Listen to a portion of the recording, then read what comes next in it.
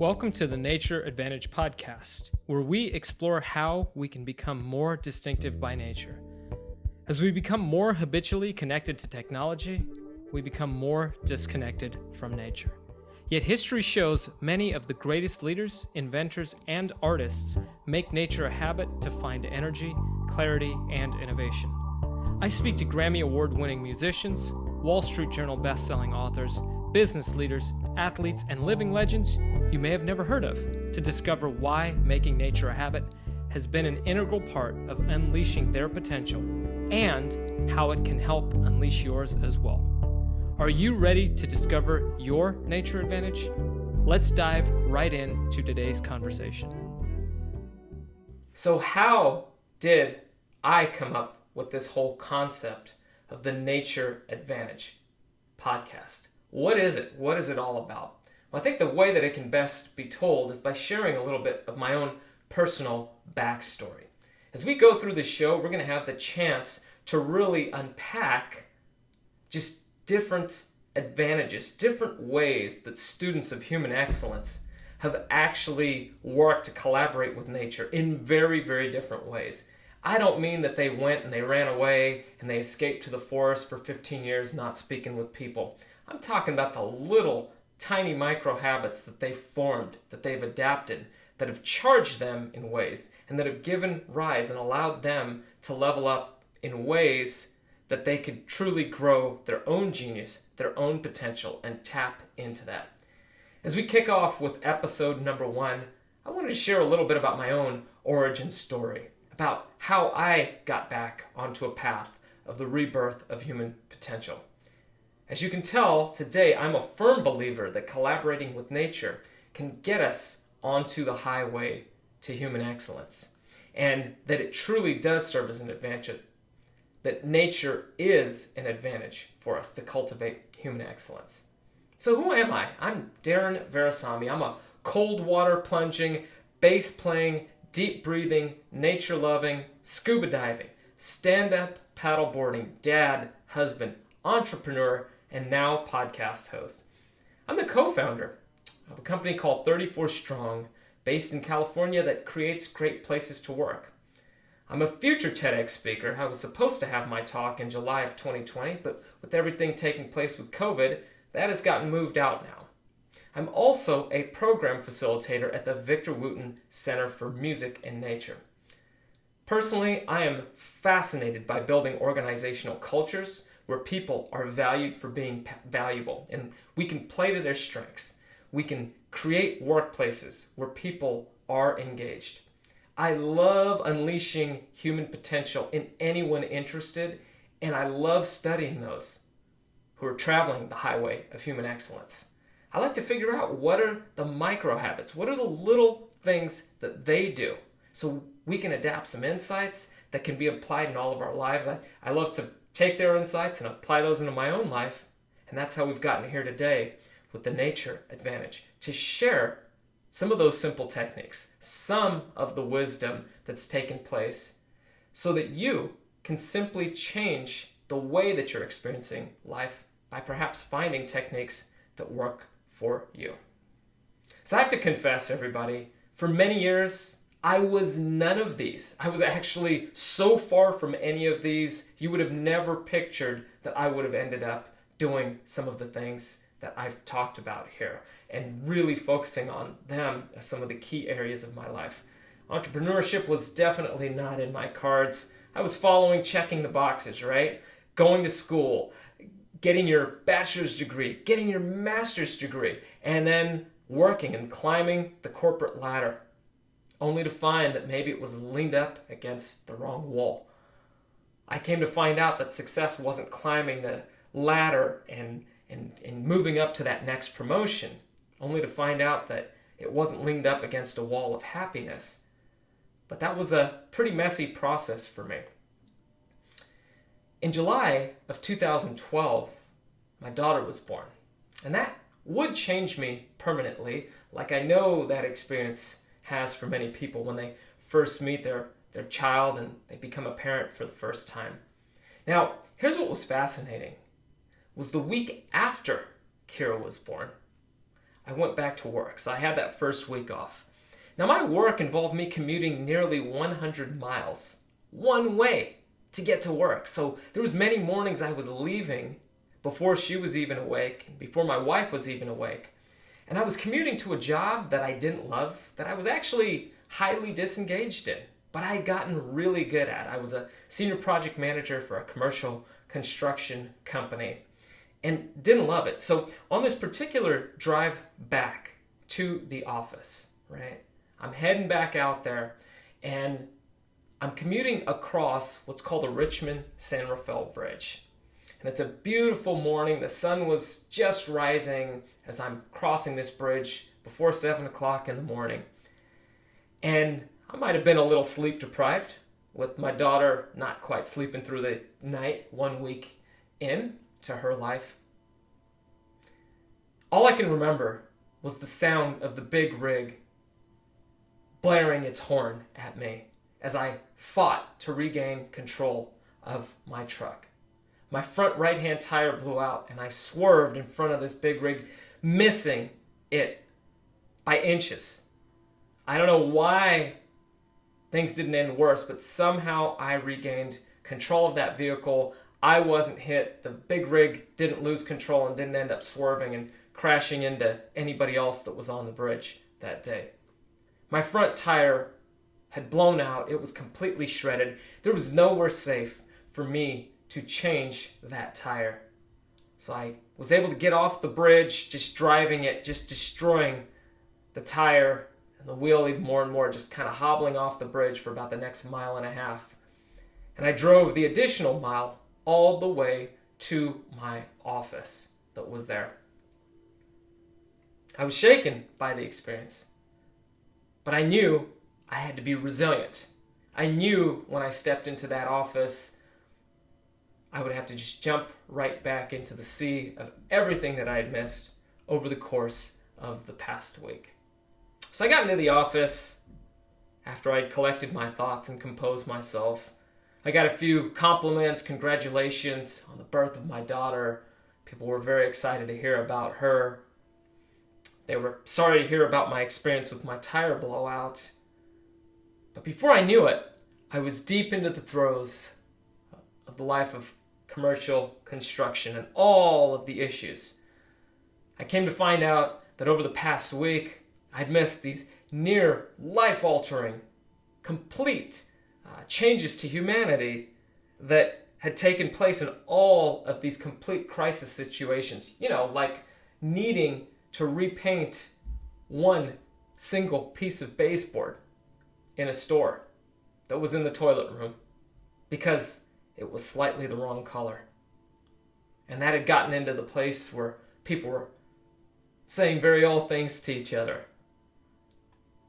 They were talking to each other about their mothers. All sorts of things like that. Not kind things being said.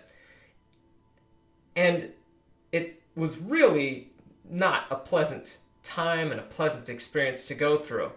But here I am dealing with the juxtaposition of Kira being born, thinking about, hey, I could have just lost my life this morning coming over that bridge.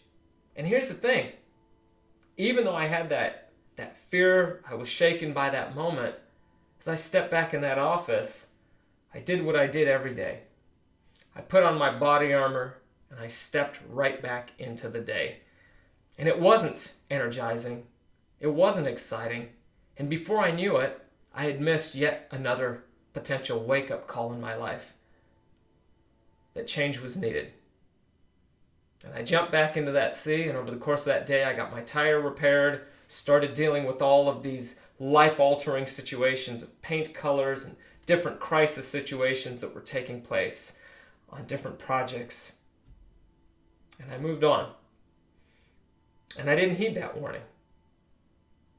And for the next 4 months, I did the same thing, thankfully without any tire blowouts, but continued to put on that body armor every day.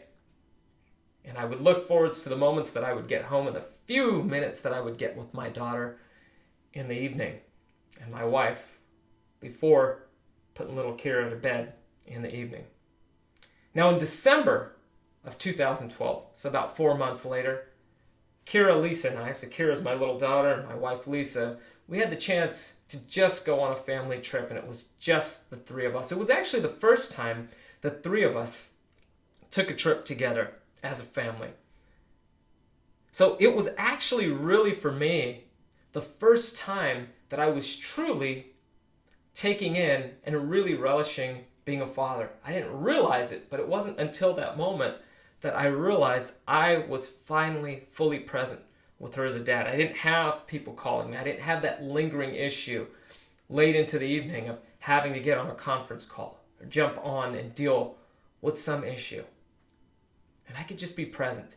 So every morning, my daughter and I would get up before the sunrise, and I would take her down to the beach, and she was taking in the ocean for the first time. She was seeing the bumblebees flying by, feeling the water hit her feet. My wife Lisa would take a few moments to sleep in a little longer. And one of those mornings, we came back up, myself and Kira, and we were seated on the balcony. I was having a cup of coffee and a papaya, and Lisa, my wife, was seated, and it was so beautiful, right? We're overlooking the Pacific Ocean, and you can feel just the cool breeze hitting your face, and you could smell that tropical air and hear the rustle of the tree leaves blowing also. And for no particular reason, as we're sitting there totally relaxed and present with each other, I take a bite of that papaya, and Kira looks up at me and she laughs out loud for the first time. And that was one of the most amazing and terrifying moments of my life. It was amazing because in that moment I saw in Kira nothing but potential. Nothing but pure potential. I also looked into those beautiful little brown eyes as a mirror right back to myself and asked, what happened to your potential, Darren? What happened to yours? Where did your potential go? At one point you had it, right? In Kira, in that moment, I saw somebody that was going to laugh, that was going to walk, that was going to talk, that was going to have sass, which she has a lot of these days, that was going to read, write, play soccer, do karate, all these amazing things. And again, what happened to mine? It became clear in that moment that something had to change as I shared these long commutes were leading to one thing, collecting a paycheck. I was disengaged in my work, and I had to come to understand and look deep in the mirror that that would also lead to deep disengagement in my family life, in my daughter's life. Who was I willing to be as a dad, as a husband, as a friend to the world? Did I have more to give than the job that I was in was going to afford me the opportunity to do? Was I checking the right boxes? Should I be checking boxes at all? So I'm thankful that that moment took place.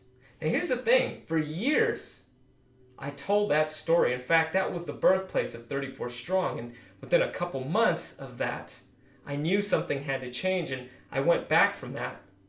And as fate would have it, I'd be able to teach more courses at the college I was teaching at. I met my business partner in 34 Strong, my good friend Brandon Miller, the author of the book Play to Their Strengths, which is all about parenting your children through a strengths-based approach. You see, I believed that, and I believed that workplaces could be great. I believed that people could enjoy going to work because I had had that experience at the college I was teaching at. And I wanted to bring that to life. And I'm thankful that Kira helped reawaken that in me. But here's the thing. I've told that story of her laughing out loud so many times on stages, at keynotes, and facilitating workshops. But for years, I dug to understand why that moment. I mean, why did the truck tire blowout not resonate? Why did all the other warning signs and wake-up calls that were there for me not show up? There's so many things that I'm sure happened that were amazing like that Kira had done in the first 4 months of her life. I can't recall them. I'm sure there was other warning signs like the tire blowing out on the truck that change was needed. But I didn't heed them. I just kept checking that box and doing what I had come accustomed to doing. So as I continued to dig after that time, for years into having 34 Strong, years into going through this process of telling that story, I didn't have an answer. And finally it hit me over time as I started talking to more and more people and realizing how their genius had culminated. It was really simple. The reason that moment for me stuck was because I had immersed myself in getting charged by nature. That was it. It was that simple. I had been connecting with nature. It allowed me to pause, to slow down, to take things in, to look at the little things. I noticed the bumblebee. I noticed Kira's eyes light up when the waves would hit her feet and when they were hitting mine. She was taking in the world and I was taking her in. It had caused me to slow down so that I could speed up towards the things that I wanted and actually wanted and had always wanted and knew I wanted. In fact, I was telling myself Kira and Lisa were two of the most important people in my life, yet the life I had been living up until that moment on the big island of Hawaii couldn't have been further from the truth on that.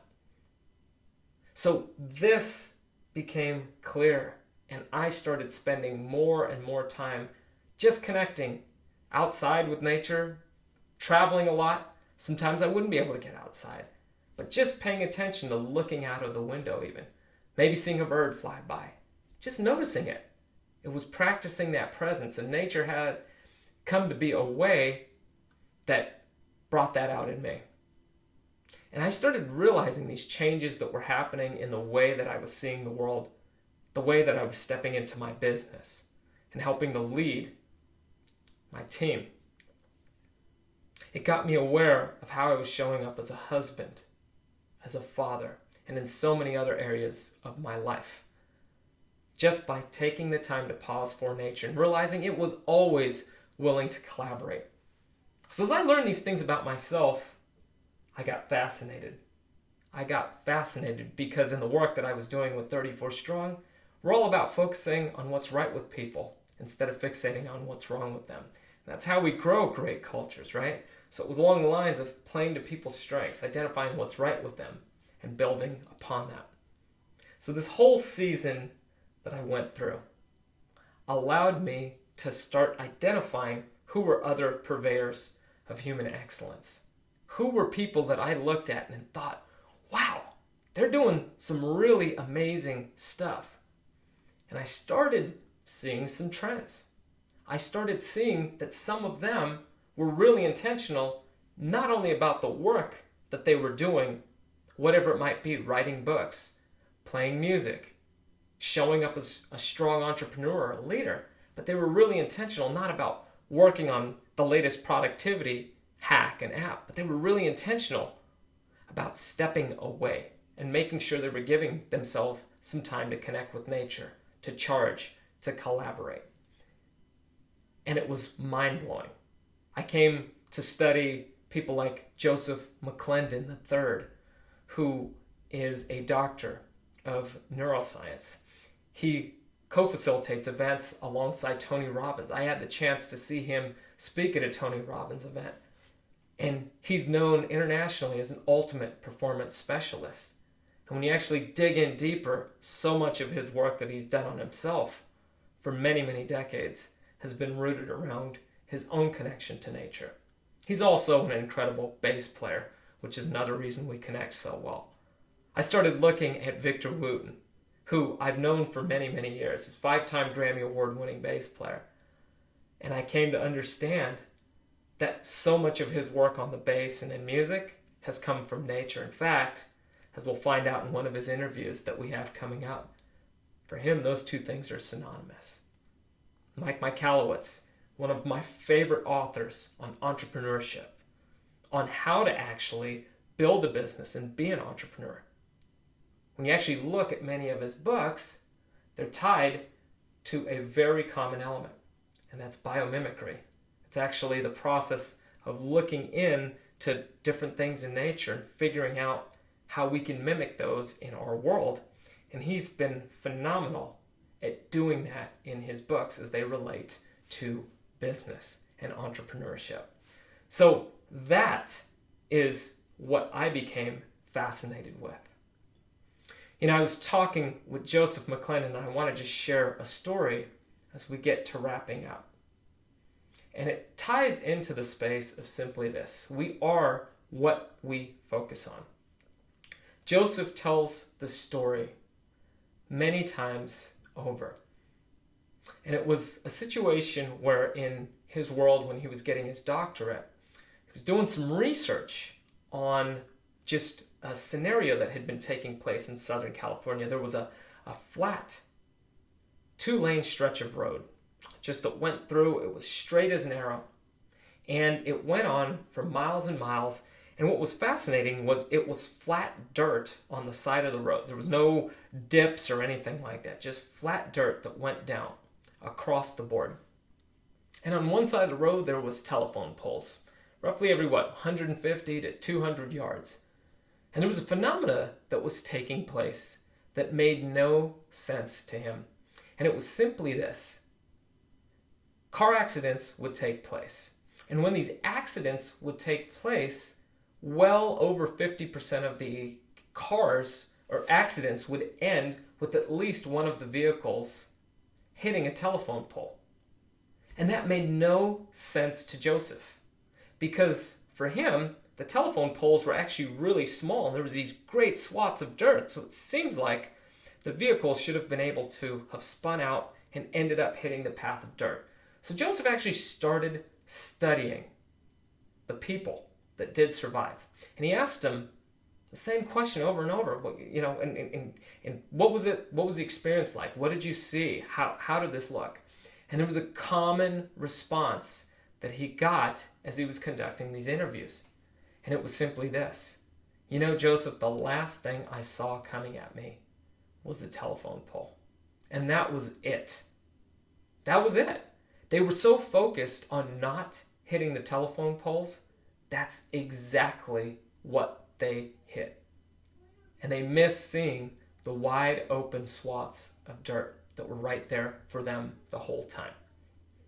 So I ask you this: are you focusing on your telephone poles, or are you seeing the wide open spaces of where your life can go, even when we're in situations that are not favorable, when we're amidst uncertainty, when we're amidst challenges?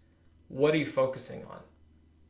I believe that nature and collaborating with it and giving ourselves that time in our daily habits to just notice something that's out there, to take a walk outside for a few minutes, can really open up our perspectives to making sure that we're not focusing on the telephone poles, because it can charge us.